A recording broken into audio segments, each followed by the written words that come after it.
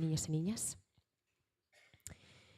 Pues gracias, Padre, por tener este tiempo de poder abrir tu palabra libremente y de poder reflexionar en lo que tú tienes para decirnos a cada uno de nosotros hoy. Queremos conocer más sobre ti y sobre quién eres tú a través de tu palabra. Y te pedimos que puedas moldear nuestros corazones y que cada día podamos estar más cerca de ti. Te pedimos también por Noemí, que ella pueda hablar de tu verdad con claridad, que todo lo que diga hoy venga directamente de ti, Señor. Que nos salgamos de aquí hoy igual que como hemos entrado, que podamos tener oídos, mente y corazón dispuestos a recibir lo que tú quieres decirnos en esta mañana. Te pedimos también que tú estés con todos los profesores, profesoras y niños y niñas que están arriba, que ellos también puedan seguir conociéndote cada día más y que puedan conocer también a Jesús. Te lo pedimos todo en el nombre de tu Hijo Jesús. Amén.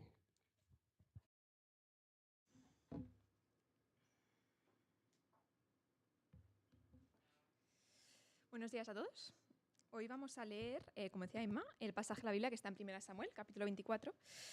Y esta es la cuarta predicación en la serie sobre la vida de David, que hemos titulado Conformados al corazón de Dios. Empezamos la historia de la serie en el punto en que, mediante el profeta Samuel, Dios le dice al rey actual, Saúl, que le quitaría el reino por su desobediencia y que su espíritu ya no estaría con él. En la primera predicación vimos cómo Samuel ungía a David. Si puedes poner el PowerPoint, por favor. Ungía a David y como un corazón conforme al corazón de Dios ve las cosas un poco diferente a como lo vemos las personas de partida.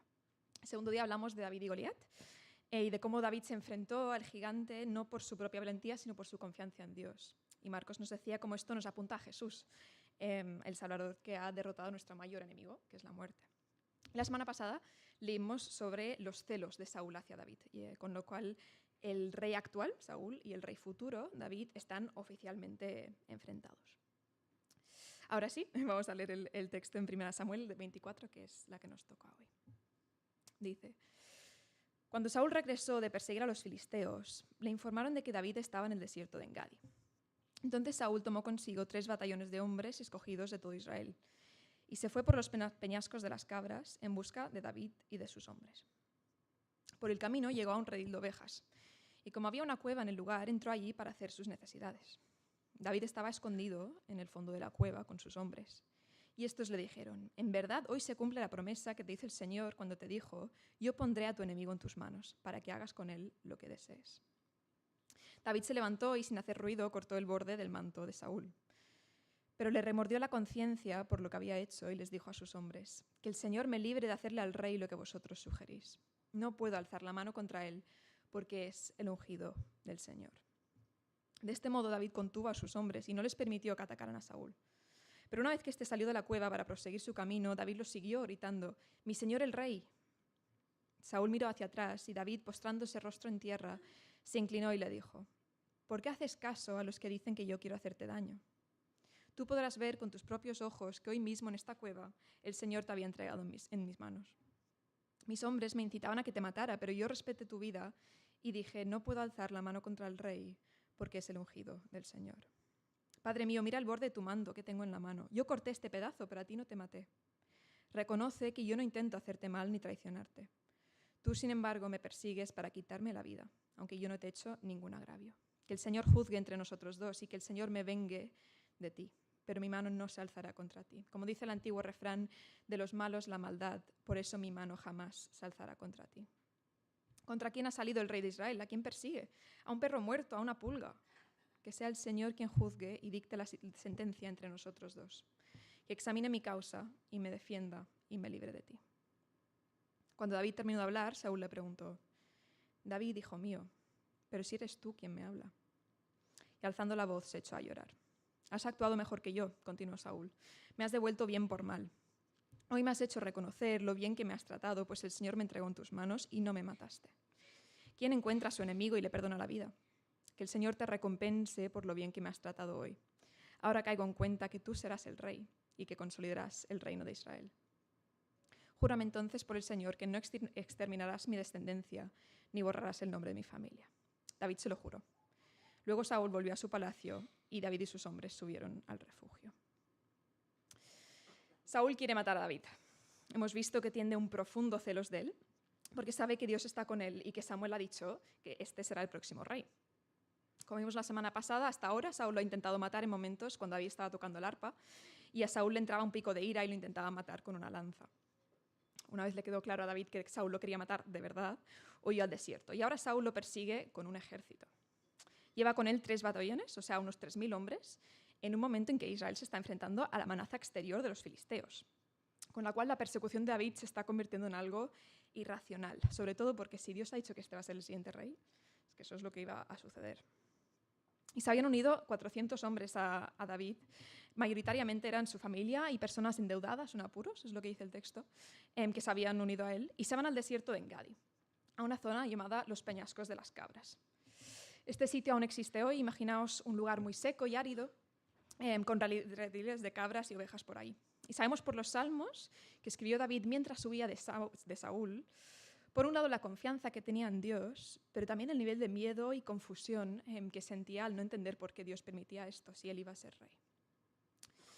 No sé en ese momento, pero hoy en día la reserva de Engadi son 25 kilómetros cuadrados, que es algo más grande que la ciudad de Mataró. Pero el desierto de Judea, que es parte de Cisjordania, o sea, el banco este del Mar Muerto, eran 1.500 kilómetros cuadrados, que es como el Valles oriental y el occidental juntos. Estaban los dos grupos pues dando vueltas por ahí. Ni que David tuviera algún traidor, no había el compartir UBI en tiempo real durante 8 horas, con lo cual era un poco situación de buscar una aguja en un pajar en esta zona. Así que cuando Saúl justo escoge entrar en la cueva donde está David, no para hablar de estrategia con sus hombres, sino para ir al baño, es decir, un momento de máxima vulnerabilidad, los hombres de David están en plan, Dios te lo ha puesto en bandeja. Concretamente le dicen, ojo al dato, hoy el Señor te dice, te aseguro que pondrá a tu enemigo en tu poder para que hagas con él lo que desees. Probablemente los amigos están pensando en el día en que Samuel vino de parte de Dios para ungir a David como el próximo rey y sabían que para que David fuera rey, Saúl tenía que o dejar de ser rey o morir. Pero en realidad no tenemos constancia de que Dios le hubiera dicho eso a David, eso de te aseguro que pondrá a tu enemigo en tu poder para que hagas con él lo que desees. Y sin embargo los amigos ven clarísimo que eso es lo que está sucediendo. Imagínate la cabeza de David. Él sabe que le han ungido con aceite como nuevo rey de Israel, escogido por Dios. Sabe que a Dios ha dicho que su espíritu ya no está con Saúl, con lo cual no era de extrañar que entregara a Saúl en manos de David. Y no puede ser coincidencia que haya entrado justo en esta cueva. Sabe lo mucho que teme a este hombre, lo mucho que le ha servido luchando las batallas más peligrosas por Saúl, solo para que a cambio él lo intentara matar, la mayor ofensa posible. Y ahora tenía aquí al ejército de Israel en campaña contra él y tiene al rey delante con la posibilidad de quitarle la vida en un segundo. Y encima, sus hombres a su alrededor diciéndole, va, ya está ahí, mátalo, no dudes. Existen historias muy dramáticas de personas perdonando grandes ofensas. A lo mejor habéis visto la película Un largo viaje, que trata del famoso reencuentro entre un soldado británico y el soldado japonés que lo torturó durante la Segunda Guerra Mundial. Pero en la mayoría de nuestros casos nadie ha atentado contra nuestra vida. Pero para entender qué tiene que ver este texto con nosotros, tenemos que entender lo que para David era que Saúl lo quisiera matar en nuestro contexto. Quiero que pienses por un minuto en quién te ha tratado mal recientemente. ¿Quién te ha atacado u ofendido? Aunque te parezca algo pequeño o una tontería, intenta identificar la última vez que sentiste que alguien te trataba peor de lo que pensabas que merecías.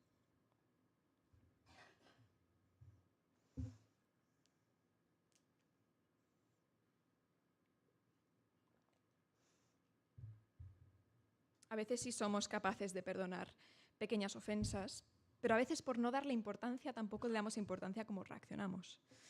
Y se convierte en un tema algo más grave de lo que pensábamos. Los que estuvisteis en el retiro os acordaréis que Óscar Pérez nos recordaba que la Biblia nos exhorta a hablar con la persona con la que tenemos un conflicto, tanto si somos los ofensores como si somos los ofendidos. En ambas situaciones es nuestra responsabilidad. Y nos animaba a identificar a alguien a quien debíamos pedir perdón o a quien debíamos perdonar dentro de nuestra misma iglesia. Confieso que yo no actué sobre lo que me vino a la mente ese día porque me parecía algo demasiado insignificante. Y el Señor me ha recordado esta semana que ese tema está aún sin resolver. A veces somos víctimas sin más de lo que nos puede hacer otra persona y nos lo comemos con patatas. Pero a veces se presenta una oportunidad de venganza, de una forma, como le pasó a David. Y es posible que sea Dios mismo quien orquesta esta oportunidad, porque si no era demasiada coincidencia que fuera la misma cueva.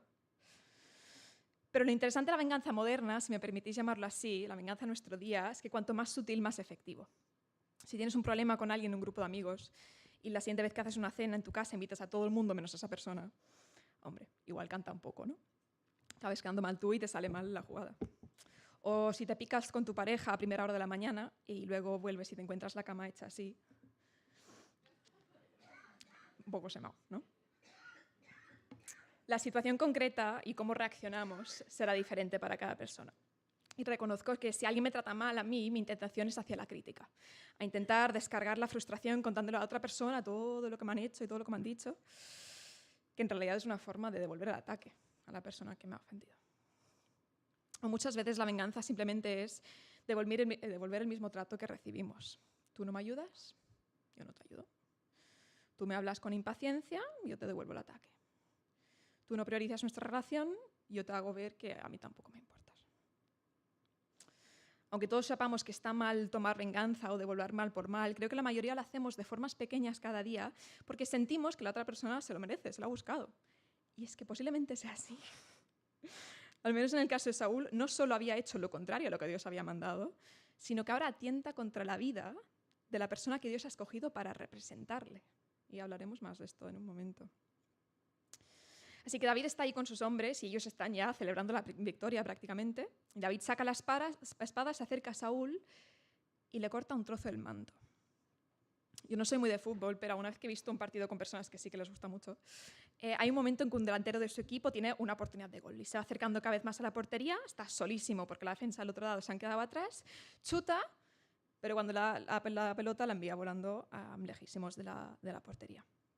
Y os podéis imaginar el tipo de reacción en ese momento. Lo iba a imitar, pero he decidido no hacer el ridículo. David tenía el gol perfecto y me imagino la cara de sus amigos viendo cómo Saúl salía tan tranquilamente de la cueva mientras David volvía con un trocito de tela en la mano. ¿Por qué David hizo esto? Pues esto es lo que dice el versículo 5. Pero a David le remordió la conciencia por lo que había dicho, es decir, cortar el trozo de tela, y les dijo a sus hombres: que el Señor me libre de hacerle al rey lo que vosotros sugerís. No puedo alzar la mano contra él, porque es el ungido del Señor. El ungido del Señor. ¿Qué es el ungido del Señor? Pues en este contexto el ungido del Señor era el rey, era la persona escogida por Dios para liderar al pueblo. En realidad eran los israelitas los que habían pedido un rey. Dios dijo que él sería su rey, pero ellos querían un rey humano. Y Dios les dijo lo que se implicaría, impuestos, servir al rey, y no, ellos querían y Dios aceptó. Y Dios escogió a Saúl, le mostró a Samuel a quién debía ungir, al igual que lo haría después con David. O sea que Saúl realmente era el ungido de Dios, el escogido de Dios. Y David lo sabía. Por mucho que en ese momento había desobedecido y se estaba equivocando persiguiendo a David, la posición que él ocupaba era la de líder del pueblo instaurado por Dios. Y por mucho que David sabía que Saúl iba a dejar de ser rey, supo que no era un asunto que tenía que tomar en sus propias manos, sino que Dios lo haría en el momento correcto. De hecho, David se arrepiente incluso de haberle cortado un trozo del manto, probablemente porque cortarle el manto significaba rasgar el reino, o simbolizaba rasgar el reino. De hecho, cuando Samuel, el profeta, le había anunciado a Saúl que Dios estaba quitando el reino por desobediencia, mientras Samuel se giraba, le cogió el manto y lo rasgó, y Samuel lo usó de símil, diciendo: hoy mismo el Señor ha arrancado el reino de tus manos y se lo ha entregado a otro más digno que tú. Así que David se arrepiente incluso del acto simbólico de romper el reino de Saúl. Y además refrenan a los que están con él, que incluso es más difícil. Una cosa es plantearte no participar en una conversación de crítica hacia alguien, como para encima tener que ser el aguafiestas que dice al resto: bueno, chicos, vamos a hablar de otra cosa. Así que la primera razón por la que David respeta la vida de Saúl es porque era el rey escogido por Dios. Pero la segunda es porque en ese momento Saúl también representaba a Dios. La función de los profetas era representar el pueblo a Dios y la función del rey era representar Dios al pueblo. Me gustó cómo lo expresó el teólogo von Groningen cuando dice que David perdona la vida a Saúl porque tocar, profanar o atacar al ungido de Dios era aproximarse al Señor mismo con intención de profanar, dañar o destituirlo de su lugar. David respeta la vida a Saúl no solo porque Dios lo había escogido como rey, sino porque Saúl en ese momento representaba a Dios mismo, al pueblo. Y cualquier ofensa de David contra Saúl, contra el ungido de Dios, era una ofensa contra Dios mismo. Pero hay un contraste en esta historia, y es que no había solo un ungido de Dios. En esta escena había dos. David también era ungido de Dios, y ahí estaba Saúl intentando matarlo. No cabe duda de que si la situación hubiera sido al revés, Saúl hubiera marcado el gol. Saúl le hubiera quitado la vida a David porque desestimaba el hecho de que David también era ungido de Dios como el siguiente rey. Por tanto, vemos que cómo cada una de estas personas trata al otro no dependía de cuán grave era la ofensa, sino de qué pensaban del ungido de Dios. Saúl no respetaba el ungido de Dios y por eso quería matar a David, aunque David no le había hecho ninguna ofensa. En cambio, David sí respetaba el ungido de Dios y por eso le perdonó la vida a Saúl, a pesar de que la ofensa de Saúl era grave. Cómo estas personas se tratan entre sí no depende de cuán grave era la ofensa, depende de qué pensaban del ungido de Dios. Al igual que en la historia de David y Goliat es un poco tentador sacar que tenemos que ser valientes y enfrentarnos a nuestros gigantes como David, en esta historia es un poco tentador sacar que tenemos que, como David, ser personas que perdonamos a los demás. Pero Marcos explicaba que en el pasaje de David y Goliat, en realidad nuestro mayor gigante es la muerte. Y contra ese gigante no importa lo valientes que seamos, que no vamos a ganar esa batalla. Es solo porque Jesús, nuestro David, ha derrotado ese gigante que sabemos que tenemos la victoria contra la muerte y contra otros gigantes. Y aquí pasa algo similar. Está bien decir que debemos perdonar a los demás, pero ¿cómo se perdona lo imperdonable? ¿Cómo se perdona a una persona que no merece ser perdonada? Creo que vivimos en una cultura donde en general se nos anima a ser buenas personas, a perdonar, pero solo a las buenas personas. Creo que está bastante aceptado el que tú no ayudes a una persona que no te ayuda a ti. Está ok ser un poco desagradable o como mínimo ignorar a una persona que es un poco desagradable contigo. Se lo ha buscado. Es más, nos dicen, ten mucho cuidado de amar a una persona que no te ama a ti, de tratar bien a una persona que no te trata bien a ti. No vaya a ser que te quemes. Las personas que no lo dan todo por ti no merecen tu tiempo. Las redes sociales están llenas de este tipo de mensaje. Uy, no voy a poder leer. No desperdicies ni un solo segundo de tu vida en alguien al que no le importas. No te sientas mal, no merece a alguien como tú. No pienses en mejorar la vida de otras personas que ni siquiera te merecen. Más bien concéntrate en hacer de tu vida la mejor para ti y para quienes te aman.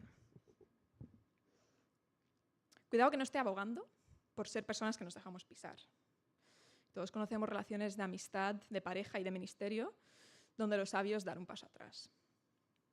Pero David había vivido en el palacio de Saúl como un hijo suyo. De hecho, era el mejor amigo de su hijo Jonatán. Y había peleado, había sido la mano derecha de Saúl en las batallas. David tocaba el arpa para Saúl mientras Saúl lo intentaba matar con una lanza. ¿Te imaginas a alguien diciéndole a David, cuidado, no te quemes en esa relación? Creo que a lo mejor tú le quieres más a él de lo que él te quiere a ti. Saúl lo quería matar. Y tenía el ejército de Israel buscándole. Y David le perdona la vida. ¿Cómo se perdona a alguien que no merece ser perdonado? Pues la respuesta al texto es que seremos capaces de perdonar a la persona que no lo merece, dependiendo de lo que pensamos del ungido del Señor. En este caso, el ungido del Señor no es la persona que tenemos delante, como era el caso de David y Saúl. ¿Quién es entonces el ungido del Señor? Pues quiero enseñaros un momento este versículo en hebreo, el idioma en el que se escribió el Antiguo Testamento. Cuando David dice, no puedo alzar la mano contra él porque es el ungido del Señor, las palabras en hebreo son estas. La que está en rojo es la que significa ungido del Señor.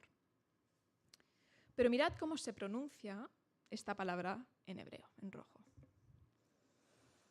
Mesías. El nombre Mesías no era una palabra nueva que se inventaron en los evangelios. Antes de entonces significaba ungido del Señor, el escogido de Dios. Esta palabra se va usando en el Antiguo Testamento principalmente por David en los Salmos, pero también en la profecía de Daniel. Y luego viene Mateo en su Evangelio, capítulo 1, versículo 1, y dice, este es un registro de los antepasados.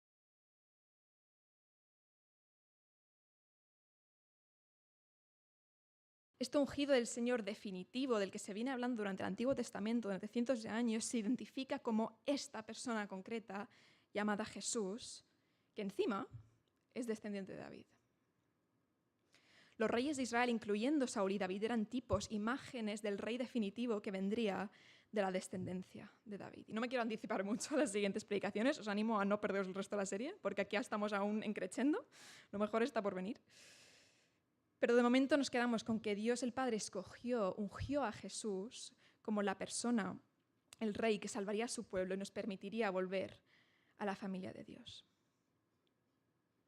Hemos dicho que la capacidad de David de perdonar y la incapacidad de Saúl de perdonar dependía no de la ofensa del otro, sino de qué pensaban del ungido de Dios.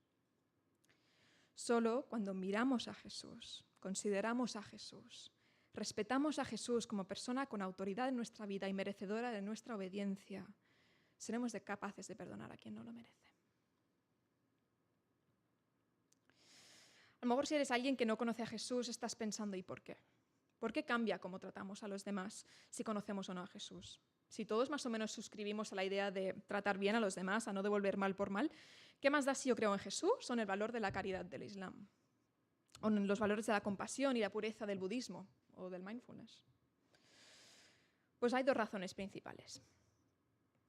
La primera es porque si conoces a Jesús, conoces el perdón de Jesús. Hay una historia muy corta que Jesús cuenta a los fariseos en el momento en que una mujer prostituta viene a lavar los pies, como ha leído Emma antes. Jesús les dice, 2 hombres le debían dinero a cierto prestamista. Uno le debía 500 monedas de plata y el otro 50. Como no tenían con qué pagarle, les perdonó la deuda a los 2. Ahora bien, ¿cuál de los 2 lo amará más? Supongo que aquel a quien más le perdonó, respondió Simón. Has juzgado bien, le dijo Jesús. Luego se volvió hacia la mujer y le dijo a Simón, ¿ves a esta mujer? Cuando entré en tu casa no me diste agua para los pies, pero ella me ha bañado los pies en lágrimas y me los ha secado con sus cabellos. Tú no me besaste, pero ella desde que entré no ha dejado de besarme los pies. Tú no me ungiste la cabeza con aceite, pero ella me ungió los pies con perfume. Por eso te digo, si ella ha amado mucho, es que sus muchos pecados le han sido perdonados. Todos tenemos una deuda enorme con Dios. Nacemos en situación de rechazo a Dios y bancarrota espiritual. Y para que Dios nos pudiera perdonar esa deuda, Jesús tuvo que sacrificarse a sí mismo en la cruz, poniendo el ejemplo absoluto de devolver amor por rechazo, bien por mal. Si te sabes perdonado o perdonada por Dios por una ofensa de 10 millones contra Él, eso cambia cómo reaccionas cuando te encuentras con una ofensa de 10 o de 100 contra ti. En cambio, si una persona se ve a sí misma como una persona intrínsecamente buena, con sus fallos, pero en general buena, significa que no ha conocido ese perdón profundo, porque a sus ojos no lo necesitaba. Y para esa persona habrá ofensas que no son posibles de perdonar.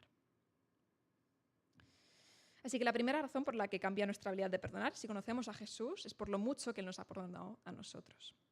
La segunda razón es porque si conocemos a Jesús, vemos a Jesús en los demás.